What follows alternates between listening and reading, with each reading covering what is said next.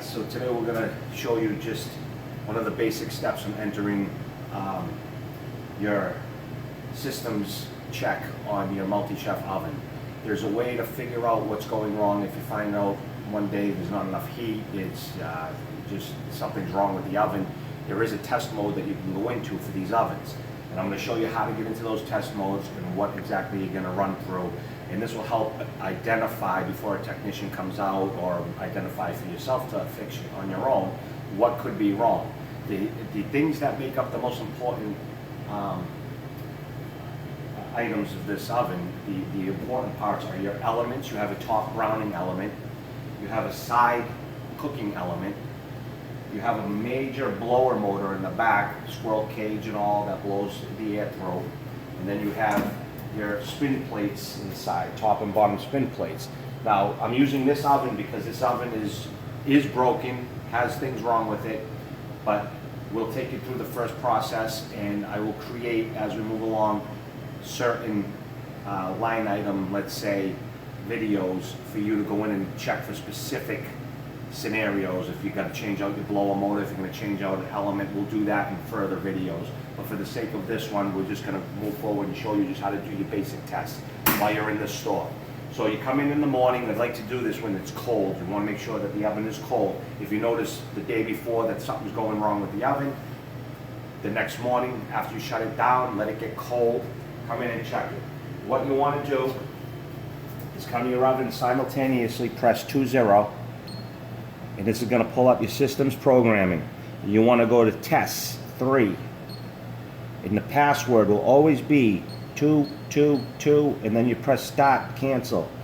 Now you're going to enter user number 2, input, output, and up comes your top test buttons. This is fan, which is off now, your motor, your heater, your brown. So like I explained, your browning element is your top element. Your heating element is your side heat is this side element. The motor are your 2 spinning plates, top and bottom, to make sure the motors are spinning. And then your fan is the main blower motor in the back. So the first thing we'll test for is you open up your door, and you want to make sure that your squirrel cage that spins in the back here, in the very rear here, that spins and that blower motor comes on. You're going to have 2 settings for this. So you'll hit from fan, and you're going to use these top 4 buttons to operate these, to toggle them on and off. So fan, turn it on, and you'll be able to look, and I don't see it spinning. Like I said, this oven's broke. I can actually hear it humming. So you hear it? It wants to come on, but I know now that there's something wrong with my blower motor. So now with that information, I'll be able to call up my district manager or put into the service channel specifically. I know that there's a problem with my blower motor, it's not spinning. Then we can go through some other processes there. So we know now, because of this test, there's a problem with the fan. Now we check your motors for top and bottom spin. Turn that on. Now let's look. We got the top is spinning, and we know now the bottom's not spinning. So now you know 2 things. The blower motor is not working, and you got a bottom spinning plate that's not working. Turn that motor off. Then you move to your heat element to the right side. Now, this could be a little trickier, because the heat elements can heat up and trick you, but they have to come up to a really high temperature. This system is rated for 208 volts and up to 240 volts. So these elements can get hot, real hot, or they can get hot enough where you think they're working, and it could trick you. It could be very low. In other words, like you'll feel it and you'll feel heat coming out. Just because heat's coming out doesn't mean that it's working.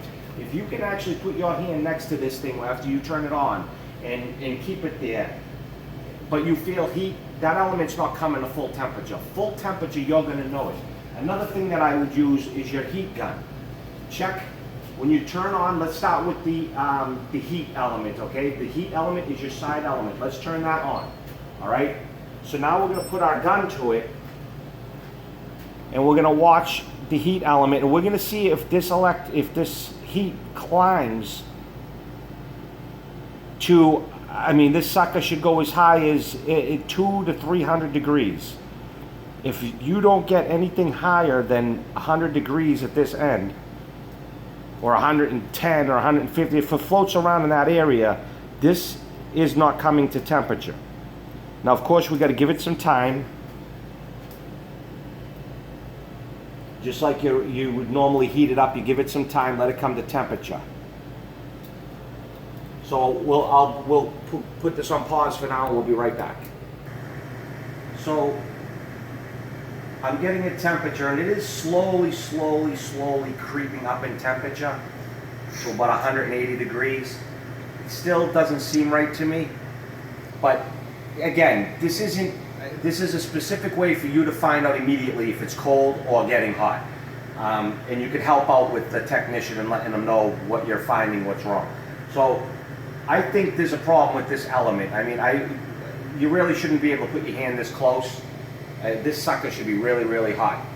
You'll know it right away. When you turn that motor on, and you turn that heat element on for this side element, you'll know if it's working right, because it'll be blasting heat. You can't go near it.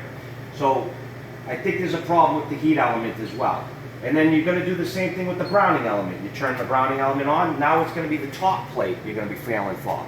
And again, this is kind of a little bit of common sense at this point, until you open it up and you actually check it with the electrical meter to find out. But this will let you know basically if you think you've got a problem with your heat elements. Like, I just turned on this browning element, and my hand's up here.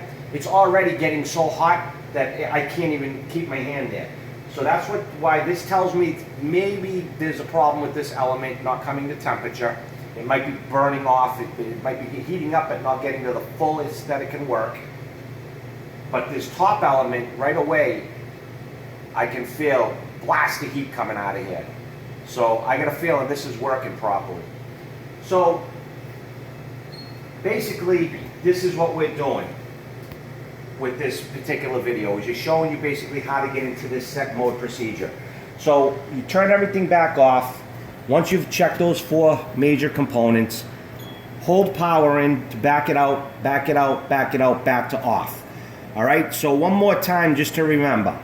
You're gonna press 20 to enter your system programming. Then you're gonna choose 3 for tests. It's going to ask you for a password. 1, 2, 3. Start, enter. Then you're going to go with 2.